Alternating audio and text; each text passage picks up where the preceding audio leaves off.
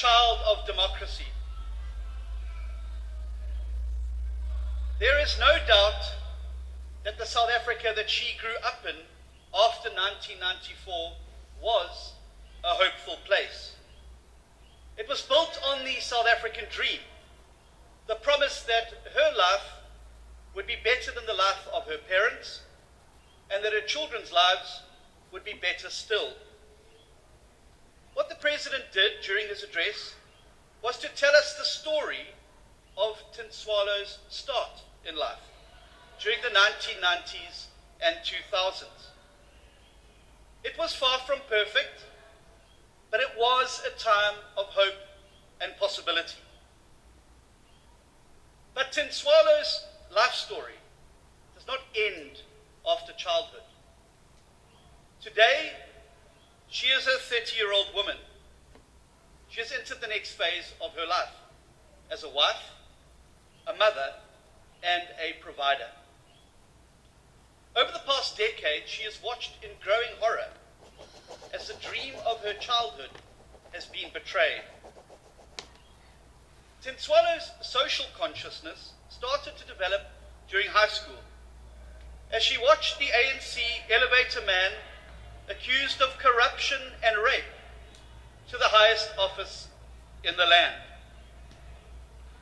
She grew steadily more disillusioned when she found out that 246 million rand of public money was used to build a fire pool and a chicken coop at the President's home in Nkandla, even as many people around her fell deeper and deeper into poverty. And she watched as the ANC members of this House protected him. In 2015, she graduated from a TVET college. A year later, Tintswalo realized that she was not alone in her growing unease about the future. In 2016, she watched as many voters abandoned the ANCs in major cities. And she too started to think about changing her vote at the next election. You see, she just couldn't stomach the idea of voting for the ANC after it had unleashed Jacob Zuma, state capture, and load shedding on her country.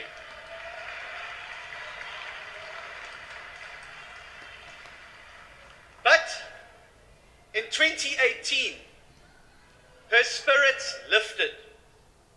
Tintswalo was delighted when the ANC ejected Zuma from the presidency in February of that year.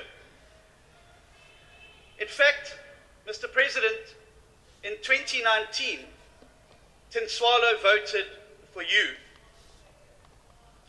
Like many others across the country, she did so for one reason, because she believed that you, Mr. President, would restore South Africa to the path it was on when she was a child. That you would rescue the South African dream. But tragically, her hopes were shattered soon after. In the same year that Mr. Ramaphosa was elected, Tintswalo lost the first and only job she had, because the load-shedding crisis that he had promised to end shut down the factory where she worked. She was forced to move into a tin shack on the outskirts of the city, returning to the same life of poverty she thought she had left behind for good. And she has been unemployed ever since. In 2021, Tintswalo joined the growing group of South Africans who simply refused to vote. She was simply too angry after the Ramaphosa administration broke all of the lofty promises it had made in the New Dawn, including by protecting the President's comrades implicated in state capture. And sadly, things went from bad to much, much worse. In 2022, her father became one of the 75 people who are murdered every single day in South Africa. He was killed by a loan shark from whom he was forced to borrow money because the Transnet failure had shut down the transport job he had had since Tintswalo was a baby. For Tintswalo, it felt like her whole world had come crashing down. She'd lost her livelihood, she'd lost her home and her father. Her South African dream lay in ruins. Yet amid the darkest hour of her life, light entered when she gave birth to a daughter of her own. Called Sona, she was Tintswalo's greatest gift. This miracle of new life gave her a newfound determination to fight, to rescue her South African dream. You see, Tintswalo is done waiting for the ANC to change. She has accepted that it never, ever will. She acknowledges the opportunities she got as a young person, which her parents never had. But she now thinks about the future of her own family above all else. You see, Mr. President, like millions of other South Africans, Tintswalo cannot afford to live in the past. She must survive in the reality of what South Africa is in 2024, not what it was in 1994.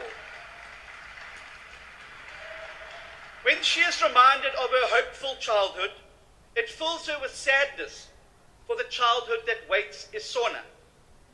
When she remembers how her family moved from a shack into a formal house with running water and electricity when she was a young girl, it hurts and shames her that she has ended up back in a shack with no water and constant power cuts as a grown woman. The memory of how excited she was at her graduation is completely turned to anger when she realizes that she has been unemployed for twice as long as it took her to complete her qualification.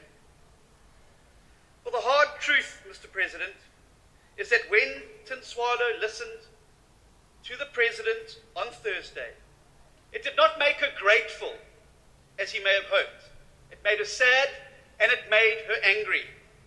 Because whether you like it or not, Mr. President, you have betrayed Tintswalo's South African dream.